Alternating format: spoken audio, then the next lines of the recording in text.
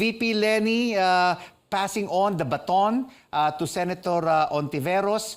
What is next for citizen Lenny? How will she remain relevant in the political landscape? Or is she saying, I'm done with politics?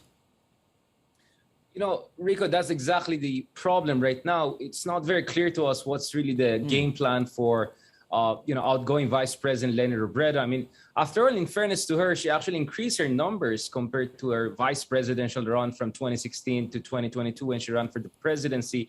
Now, just to tell you how important that is, former Vice President Jejomar Binay, his number almost went down by 60% when he ran for the presidency compared to the numbers that he got for the vice presidency in 2010 compared to 2016. And when he ran for the Senate, surveys were suggesting he could barely make it, but he was out of the picture when the final numbers came in. So what does it suggest? I think that suggests that Lenny Robredo still has a chance to be a force to reckon with on the national level. I think if she runs for the Senate. Now, we're not clear if she wants to run for the governor position down the road, for a congressman position or a national office. So I think she has still a political capital to mobilize. She increased her numbers from barely 5-6% in the surveys last year to up to 25-27%. So her trajectory may not have been enough to win the presidency, but I think it suggests that she can still be a force to reckon with if she's clear with her plan. But in the meantime, Richard, you say she still has the political capital. She still has, she's still a force to reckon with.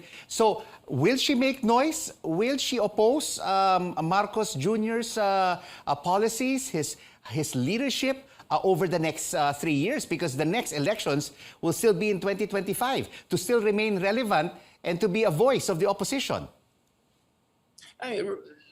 Yes, Rico. I mean, look at the level of enthusiasm for her campaign for the presidency.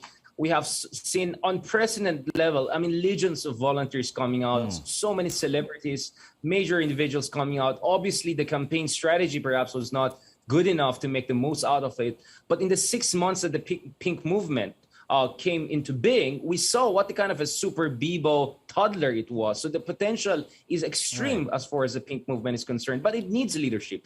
It needs clear leadership. And Riza Ontiveros, what she showed is consistency throughout the past 6 years.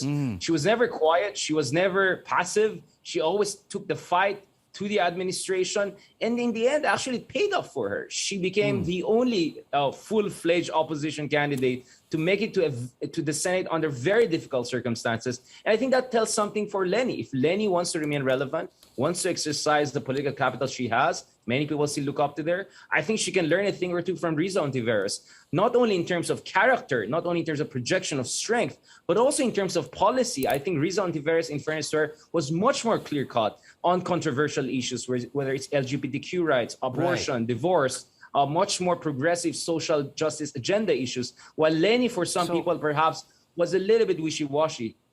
So Richard, so far, Senator Risa is one of only 2 senators in the 19th Congress who could be in the minority bloc, and the other being Senator Pimentel.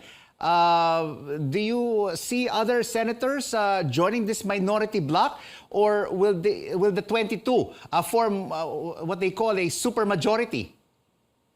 Yes, I mean, Rico, I mean, this is the thing. I mean, in the Philippines, we don't have real political parties. What we have are alliances of convenience, which are time-bound and interest-bound. So in 2019, 0 opposition made it to the Senate, and yet we saw the supposed supermajority really wasn't a supermajority when a push came to shove. President Duterte was not able to get the 2/3 majority to pass a new constitution, even a majority to pass for controversial legislation like bringing down the criminal liability age or, for instance, death penalty, restoration of death penalty. What does it say? What it says is that, yes, in terms of full-fledged opposition, maybe Riza Ontiveros is really the other one.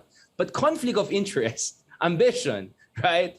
And alliances of convenience, which are time-bound, and absence of real political party means that there will be a lot of other people who may have sided with the unity team during the campaign, but now have other ideas. And then there are other people like Chizo Escudero, for instance, who actually ran as part of the united opposition under Robredo.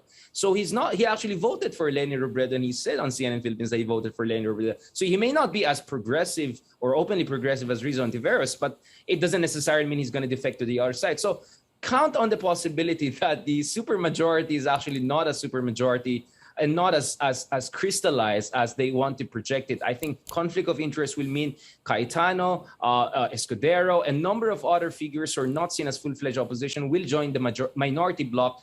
And then later on, once controversial issues kick in, that's where we're going to see the loyalty check. Who's really the yes man, yes woman, who's really loyal to incoming President President Marcos Jr., and who is really there only as a conditional or tactical ally during election period. So Richard, as a final question, when will you have opinions about Marcos Jr. on how he's managing the country? When will you start critiquing his programs and leadership style? Well, I think as early as now, we can have already commentaries. I already have a lot of commentaries and written works. You won't wait for the 100th day. Cabinet and where also his foreign policy could go. I mean, he has described China as our most important strategic partner. What does that mean? Does it mean continuation of strategic subservience, as we have seen under President Duterte? He has taken up the role of Department of Agriculture, but does he have the expertise and the kind of long-term commitment, or is this just some populist antics amid the rise in fuel prices and food prices? So, but let's be fair. I think we still have to give a chance in a sense that we have to trust but verify, in a sense that we have to give him a chance but carefully watch. Where is the Bongo administration going to be better than the outgoing administration? Where it's going to be having more continuity or even worse? So to be fair, I think to all of us, we're trying to give a chance, but based on a case-to-case basis and based on the evidence and facts that is coming in so far. Thank you so much for your insights, political analyst Richard Hidarian.